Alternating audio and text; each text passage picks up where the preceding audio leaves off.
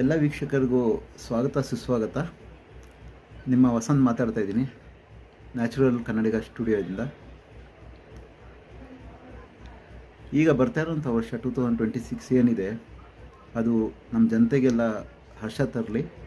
ಮತ್ತು ಈ ವರ್ಷ ಏನಿದೆ, ಈ ತಿಂಗಳು, ಈ ದಿನಗಳು ಮತ್ತು ಈ ಕ್ಷಣಗಳು ನಿಮಗೆ ಸಂತೋಷ ತರಲಿ. ನಿಮ್ಮ ಜೀವನದಲ್ಲಿ ಎಲ್ಲ ಪಾಸಿಟಿವಿಟಿ ತುಂಬಿಕೊಳ್ಳಿ. ಮತ್ತು ಇನ್ನೊಂದು ಮಾತು ಏನಂತಂದರೆ, ಈ 2025 31st ಏನಿದೆ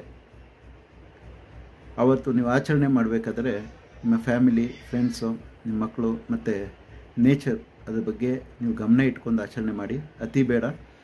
ಮತ್ತು ಈ ಬರೋವಂಥ ವರ್ಷ ನಮಗೆ ನಮ್ಮ ಏನು ಕನಸಿದೆ ಅದು ನನಸಾಗಲಿ. ನಿಮ್ಮೆಲ್ಲರಿಗೂ ಕೂಡ ನಿಮ್ಮ ಕನಸು ಏನಾಗಿದೆ ನನಸಾಗಲಿ.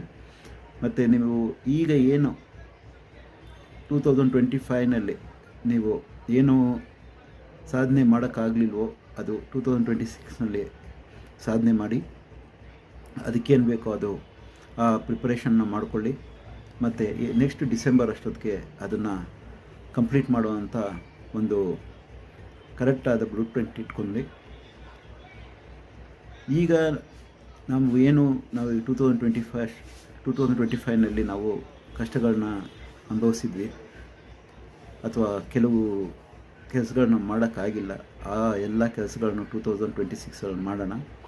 ಮತ್ತು ಹಳೆಯ ಏನು ನಾವು ನೋಡಿರೋಂಥ ಪ್ರಾಬ್ಲಮಿಂದ ನಾವು ಪಾಠ ಕಲಿತು ಈ ವರ್ಷದಲ್ಲಿ ಅದು ಬರದೇ ಇರೋಂಗೆ ನೋಡಿಕೊಂಡು, ಮತ್ತು ಜೀವನದಲ್ಲಿ ಹೋದ ವರ್ಷಕ್ಕಿಂತ ನಾವು ಈ ವರ್ಷದಲ್ಲಿ ಒಂದು ಗ್ರೋತನ್ನು ತೋರಿಸೋಣ.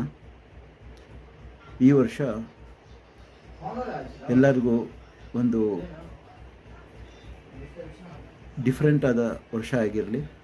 ಮತ್ತು ನೆಕ್ಸ್ಟ್ ಡಿಸೆಂಬರ್ ಅಷ್ಟೊತ್ತಿಗೆ ನಾವೇನು ಮಾಡಬೇಕಾಗಿರುವಂಥದ್ದು ಎಲ್ಲ ಸಾಧನೆ ಮಾಡಿ ನಾವು ಪ್ರಪಂಚಕ್ಕೆ ತೋರಿಸೋಣ.